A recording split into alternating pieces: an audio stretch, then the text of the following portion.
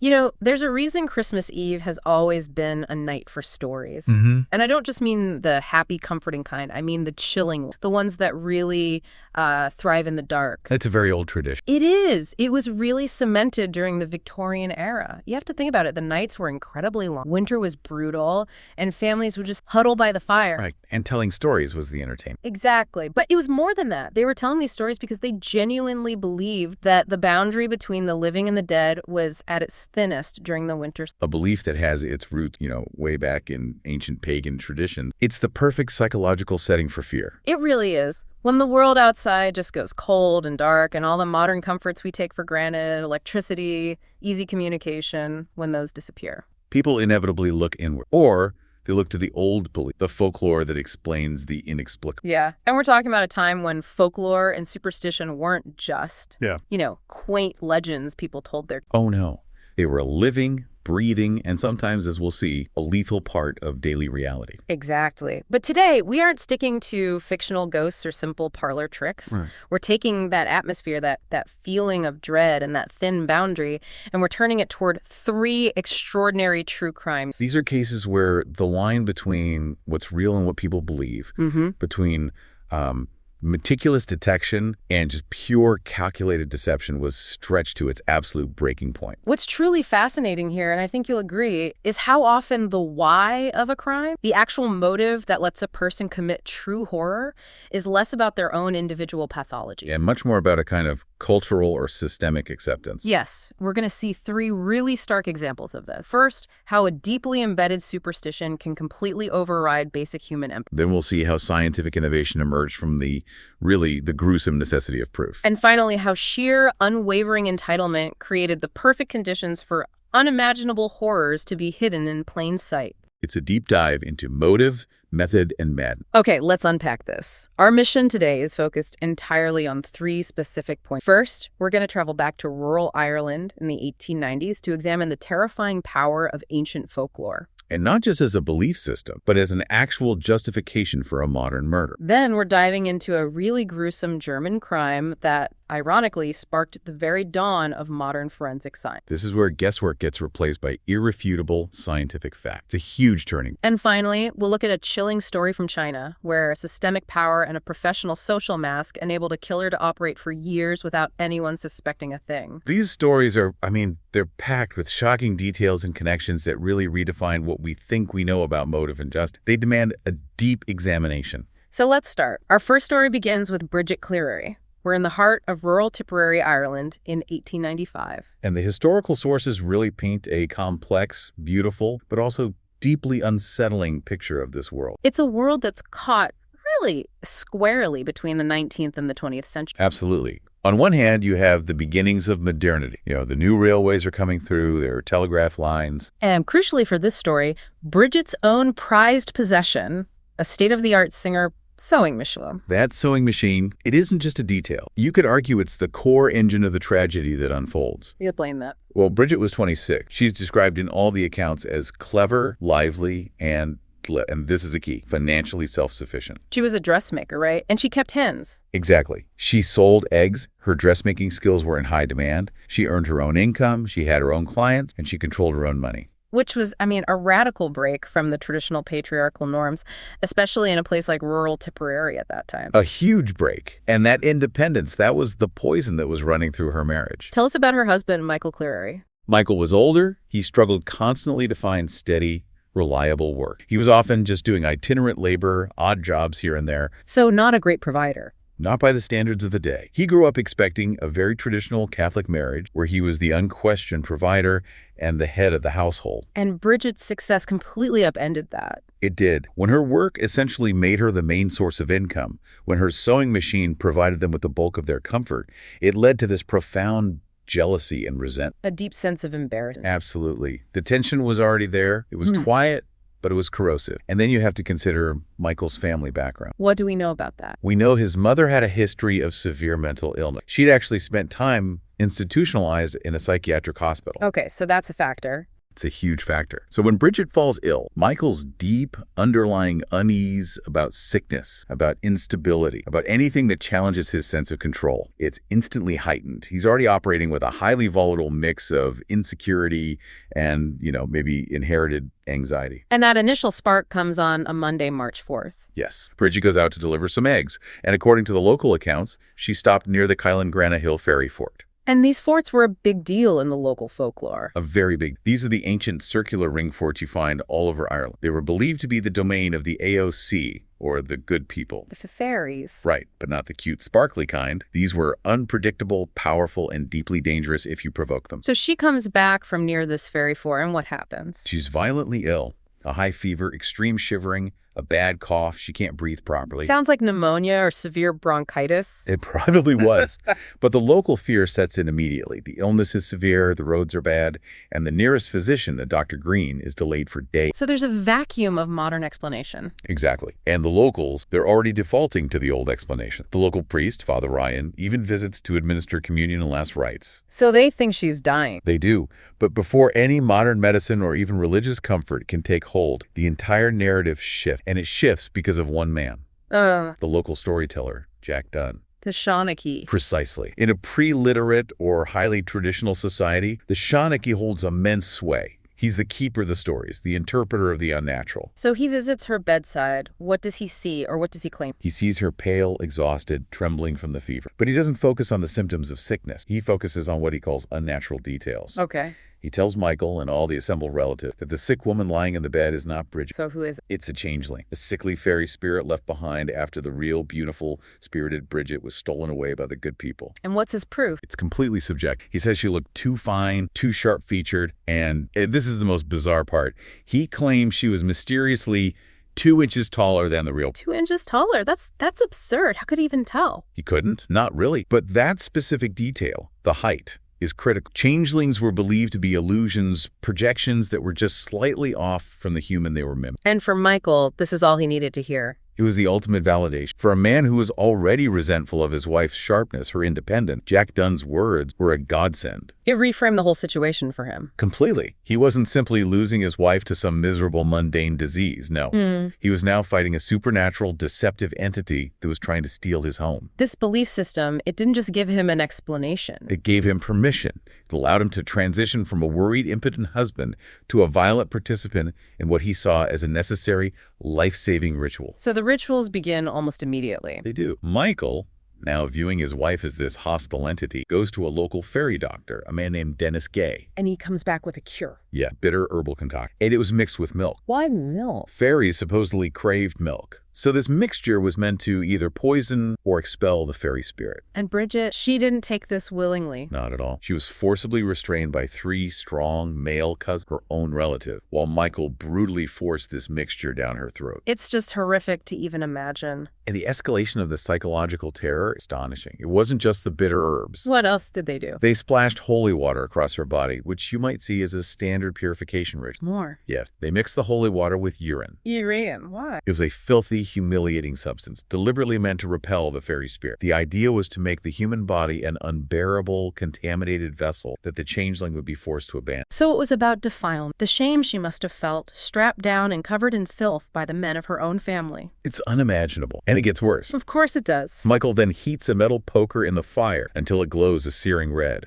Oh, no. He brings it dangerously close to her mouth, demanding she tell him who she is. She's screaming, she's crying, desperately trying to answer, but he's already convinced she's a liar. And her family. The men then lift her and swing her violently toward the open fireplace, repeatedly, demanding that the creature reveal her true name. All of this, her father and her cousins are watching or facilitating or simply standing paralyzed by the power of this single, terrifying story. They were completely consumed by it. The story was now the operating reality. Bridget cried out. She was screaming for mercy, pleading for someone to call the doctor. But no one did. No, Michael's paranoia was relentless. He was even further fueled by Jack Dunn, who had claimed that the recent news of Michael's own father's death was just a calculated, very distracting. So his mind had completely fractured from the real world. Completely. Then comes the final horrifying test. This is on Friday, March 5th. And by this point, Bridget is actually feeling a bit better, isn't she? She is. She's feeling slightly better. She's dressed in her stylish clothes, the very ones she made with her singer machine. And she's sitting up drinking tea.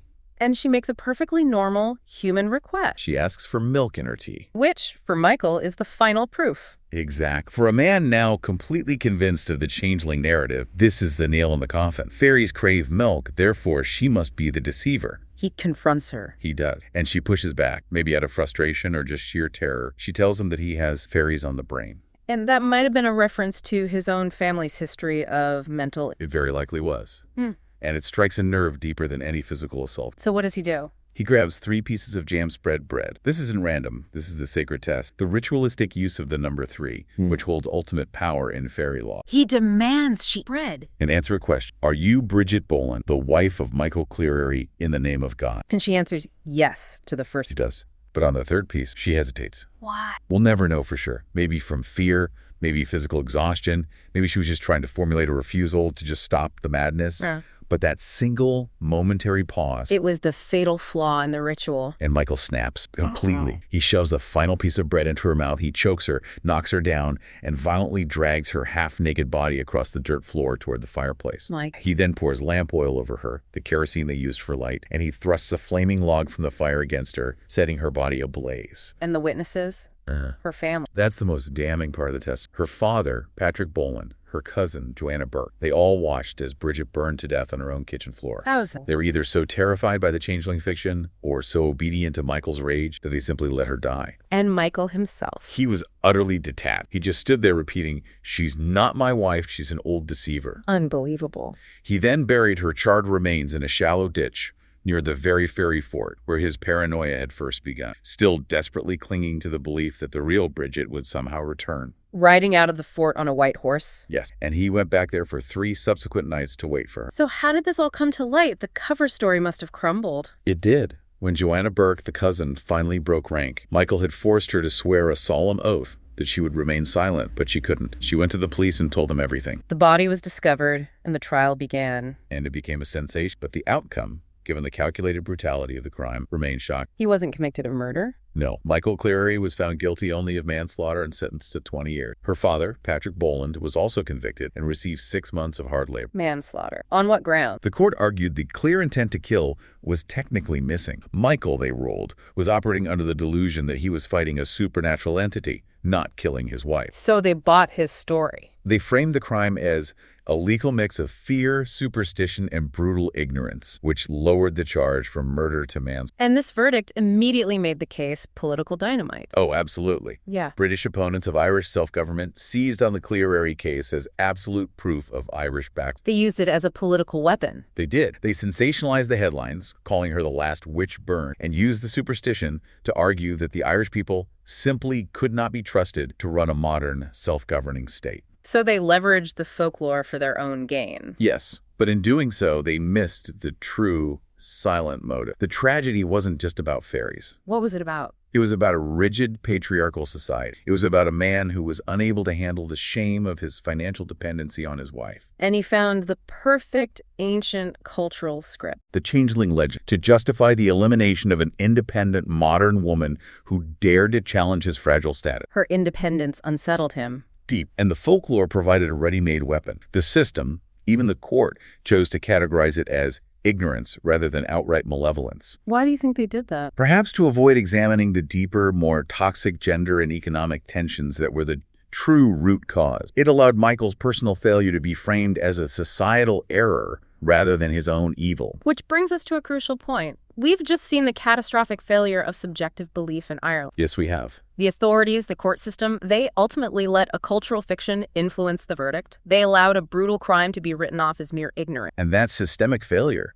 it highlights precisely why the subsequent shift we see in Germany was so absolutely vital. The tragedy of Bridget Cleary cried out for objectivity. And that need for objective, irrefutable proof takes us forward just a few years and across Europe to Rügen, Germany in 1901. The crime here is equally shocking in its brutality, but its lasting legacy is purely scientific. This case fundamentally changed criminal detection forever. We are leaving the world of the Chinook and entering the world of the labyrinth. This is the critical pivot point where objective science finally steps into the courtroom to challenge assumptions, to challenge guesswork, and the convenience of simple lies. The standards of proof are about to be rewritten. Completely. So the setting is Garan, Germany, July 1901. Two young boys, 6-year-old Peter Stuber and 8-year-old Hermann Stuber, go missing. They'd gone out to pick blackberries, a completely normal childhood activity. But the search ended with a horrifying discovery. Horrifying is an understatement. The boys were brutally murdered, they were dismembered, and their remains were scattered over a 500-meter radius of the forest. The details. They are. Peter's skull was crushed. Herman's body was literally cut in half. And, chillingly, both boys' hearts had been surgically removed. And Herman's was never found. Never recovered.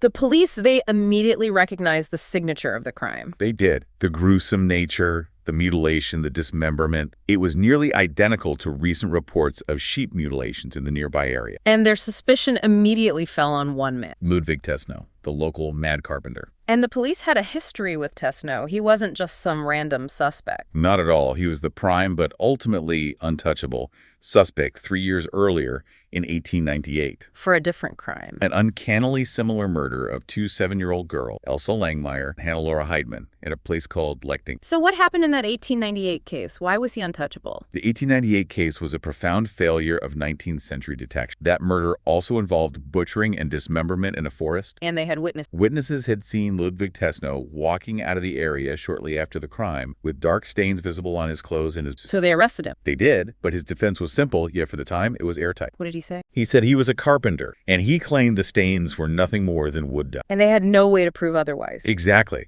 The science simply did not exist to definitively prove that those stains were human blood and not animal blood or pigment or dye. The police had to release a probable killer. It was a massive, unforgivable failure of STEM. It was. Tesno literally walked free and was able to repeat the same horrifying crime 3 years later. So when the Stuber boys were found in 1901, the police had their killer. They had the physical evidence, the clothes with the dark stains. But they were facing the exact same problem. They desperately needed irrefutable proof that the stains were human blood to break the alibi that had served him so well in 1898. They needed objective proof that went beyond opinion or assumption. They needed science. And this desperation is what brings us to the pivotal figure in this story, Dr. Paul Uhlenhuth. Who was he? He was a scientist working at the Institute of Hygiene and Serology in Greifswald, Germany, and he had been developing what would become a revolutionary new method. The precipitant test. Exactly. To understand the impact of this, you have to understand the scientific climate at the time. It was a new field. Very new. At the turn of the century, immunology was just beginning. Scientists were just starting to understand things like antigens and antibodies. Previously, the best forensic test they had was something called the Teichmann. And what did that? It could confirm the presence of blood, but not the species of origin. Ludwig Tesno knew this weakness. He exploited it. So Uhlenhuth's work changed everything. Can you walk us through how the precipitant test actually worked? It's a bit complex, but it's essential to grasp how groundbreaking it was. Certainly. It's actually a beautifully elegant piece of biology. The core concept is specificity. Okay. If you take human blood serum, that's the liquid part of the blood, and you inject it into another mammal like a rabbit, Right. the rabbit's immune system recognizes the foreign human protein, which are called antigens, and it starts producing these highly specific defense mechanisms called antibodies. So the antibodies are custom made to fight the human protein. They are like custom-made biological key designed to latch on to only the human protein, nothing else. So the rabbit basically becomes a little factory for an anti-human serum. Precisely. Uhlenhuth would then extract this anti-serum from the rabbit. And that's what he used for the test. Yes. When this anti-serum was mixed with an unknown blood sample, say a dried stain lifted from Tesno's shirt, if that sample was human, the antibodies would immediately recognize and bind to the human antibody. And that binding process caused a physical reaction. It does. A cloudy line of precipitate, or a visible band, would form where the two liquids met in the test tube. It was a clear, visual confirmation.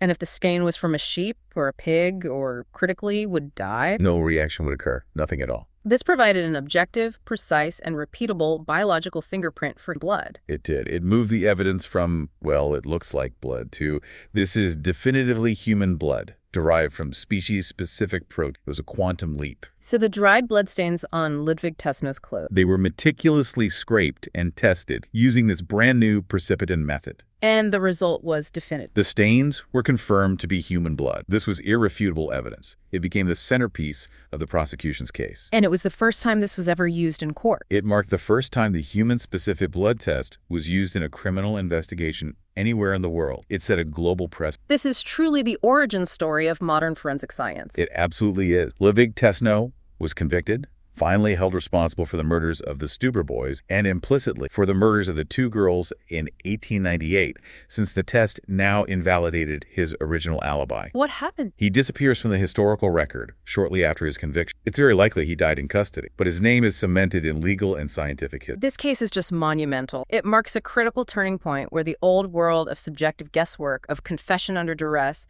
and relying on flimsy alibis was finally superseded. A single clever piece of scientific innovation dismantled a criminal's long-held lie, and it gave the dead a new, objective way to speak in the courtroom. It shifted justice away from subjective belief and cultural assumptions. And moved it toward empirical evidence. It set the standard for forensic serology that we still refine and rely on today. It's a powerful lesson in how scientific advancements are often driven by the most shocking. The failure of the system in 1898 created the urgency for the solution that finally emerged in Direct response to a killer's lie. And now we shift radically to a very different kind of killer. We're going to China, spanning the late 1980s and early 1990s. Right. And here, the horror isn't driven by external forces like ancient belief or a lack of science. No, it's driven by the chilling systemic power of a highly effective social mask built entirely upon privileged entitlement and influence. Our killer is Chang Pong. The sheer cognitive dissonance in this case is breathtaking. It really is. Pong managed to live two completely separate opposing lives. On one hand, he was a polite, locally respected, professional dog handler. A minor celebrity even. He was in a critically acclaimed film. And on the other hand, he was systematically murdering people and using those very same trained animals to dispose of his victim, erasing the forensic trace. So how does someone maintain such an airtight double life for so long? The foundation for it lies in his absolute impunity, and that stems from his childhood. He was the only child of a powerful local government official, a high-ranking administrative figure in the local government, and he learned very early on that rules were for other people. This created a crucial and very toxic feedback. It did. We know he was expelled from middle school after a violent assault on a teacher. And instead of facing consequences, his father immediately intervened. He pulled strings, he silenced school officials and witnesses, and he made sure the incident was completely scrubbed from all the official reports. So the lesson Pong internalized wasn't remorse or accountability. It was that punishment could always be avoided if you had enough systemic power behind. And that insulation from consequence just continued. He spent 2 years in prison in 92 for stealing. But when he returned, the Ningxia Forestry Research Institute, where his father had significant connections, kept his bureaucratic position open. So he just walked back in job? Not just his old job.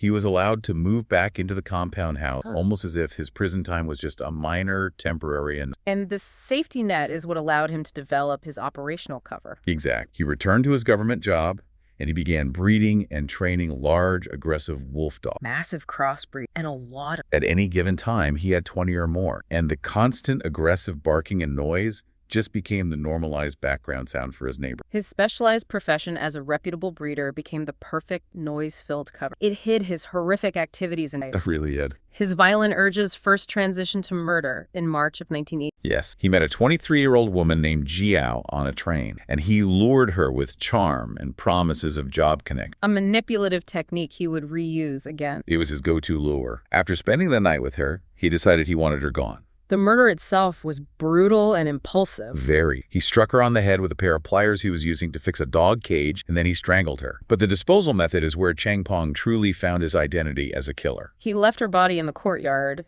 intending to deal with it later. He did. And the next morning, he made a discovery that changed his life and allowed him to escalate his crimes exponentially. The discovery was that his dogs had devoured most of the body. Yes. The source notes say that All that remained were bones, scraps of flesh, and hair. And for Pong, this moment wasn't horrifying. It was an epiphany, a true turning point from an impulsive criminal to an operational predator. He realized his dogs weren't just security or pets. They were the perfect, efficient accomplices. They would destroy the vast majority of the evidence for him, neutralizing the kind of forensic trace that convicted Ludwig Tesno in Germany. He just had to dispose of the bones. He simply buried the remaining bone fragments beneath his kennels, poured fresh concrete over them, and went back to work, feeling completely and utterly untouchable. And his confidence swelled, leading him to seek out human accomplices he could dominate. Right. In 1990, he recruits his cousin, Xiao Shan, and an acquaintance, Udawi. He promises them big money and easy scores. Their first major crime was stealing 8 shotguns and ammunition from the very warehouse at the Forestry Institute where Pong officially worked. They moved quickly from theft to escalating violence. Very quick. They lured and killed 2 taxi drivers, a man named Yang and another named Zhang. Both were dismembered and, chillingly, fed to the growing pack of wolf dogs. And his accomplices. Shan, the cousin, was terrified but obedient. Udawi, the acquaintance, however, was too scared to go through with the third murder Pong attempted. So Udawi bailed. He did. It confirms that fear was Pong's primary tool of control over his associate. Udawi immediately cut all contact, believing that Pong's arrogance and his profound official influence would keep him safe from justice forever. And all this time, the mask only grew thicker and more convincing. Incredibly so. In 1993, Pong's dog breeding achieved legitimate public fame. This is the film. Yes. His prize, Yellow Wolf Dog, was chosen to star in the film An Old Man and His Dog. Pong became a local celebrity. He was on the set. He sometimes even doubled for the lead actor. And he was publicly praised for the dog's obedience, intelligence, its gentle demeanor. It's the perfect display of the social mask. No one, not the film crew, not the local officials, not the neighbors, no one looked at the successful breeder, this local celebrity, and suspected that the very animals they adored were meticulously trained to consume human remains. The fame did more than boost his ego. It gave him an impenetrable cover story. It lent weight to his claims of professional respectability. But the inevitable cracks began to show when his crimes became driven by personal emotion and control, rather than just the cover of his trade. Yeah. In April 1994, he murdered a woman named Yu. She was a married woman who was pregnant with his child. And he killed her with one of the stolen shotguns. After they had dinner together. But interestingly, this time, perhaps due to the personal nature of the victim, he broke his rule. He didn't feed her to the dogs. No. He chose to bury her body in a shallow pit under a grapevine in his yard. And that lapse in his routine, choosing burial over consumption. It would later be a key factor in his downfall. It shows that even a calculated predator makes mistakes when personal attachments get involved. The final fatal mistake was the murder of his former classmate, Jiang Ming, in early 1995. Right.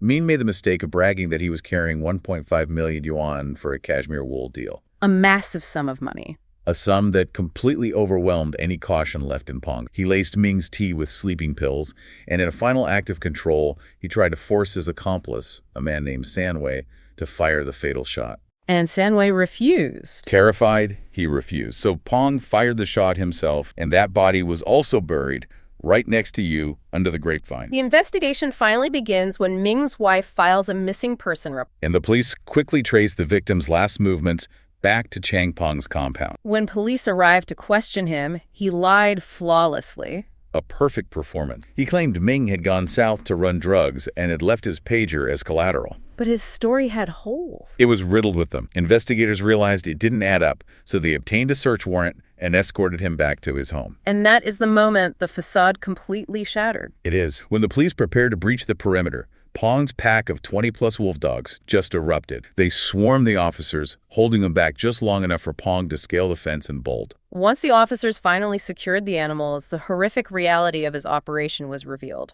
The search quickly uncovered the metallic stench of human blood on ropes and flexes around the house, the stolen shotguns, and then the discovery of the bodies of Jiang Ming and Yu exhumed from beneath the grapevine. But the most sickening evidence was the trace of his long-term disposal method. Yes. The police found gnawed, chewed human bones fragments too small for the dogs to digest, scattered beneath the kennels, some even tossed into the neighbor's yard. And a human skull just resting on the roof of his house. Chilling. The manhunt was national. Pong was eventually captured 85 days later. After drifting aimlessly across the country, working odd jobs, hiding underground in a heating trench. And his confession. His confession was terrifying, not just for the number of victims, 6 documented murders, though police suspected more, but for his complete psychological detachment. He gloated to investigators that they would never find all the body parts because his dogs had consumed them. And when a reporter asked him what he felt after killing so many people, Pong's reply was a single chilling word: happiness. The protection that was provided by his father's status, the initial forgiveness for the job held open after prison, it gave him years of impunity. It allowed him to cultivate this incredible, terrifying double life. His fame and profession,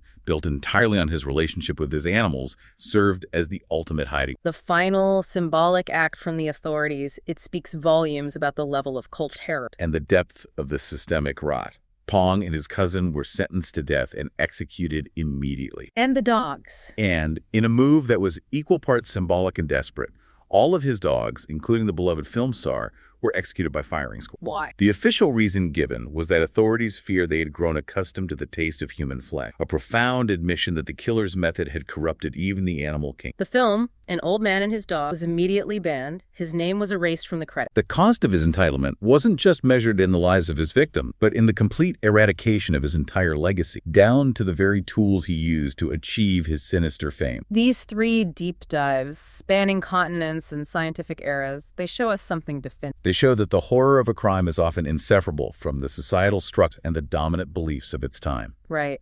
Bridget Cleary's case is just a painful demonstration of the destructive power of old folklore and rigid gender expectations when fear takes hold. A woman's independence and her defiance became the true threat, and the ancient story of the Changeling provided the lethal excuse for a man who just could not cope with his own inadequacy. And the court's verdict, in a way, was a kind of quiet societal whitewash. It failed to acknowledge the true motive, which was control. Then you have Ludwig Tesno's case, which shows the contrasting immense power of a single clever piece of scientific innovation. The precipitant test. Yes, it finally dismantled a criminal's long-held lie. That single moment in 1901 shifted the foundation of justice globally, moving it from subjective testimonial evidence to objective biological fact. And finally, Chang Pong's case. It exposes how corrosive privileged entitlement and how a seemingly strong social mask can allow extreme depravity to flourish completely He wasn't just a killer. He was a functional part of his society. He used his professional reputation and his father's status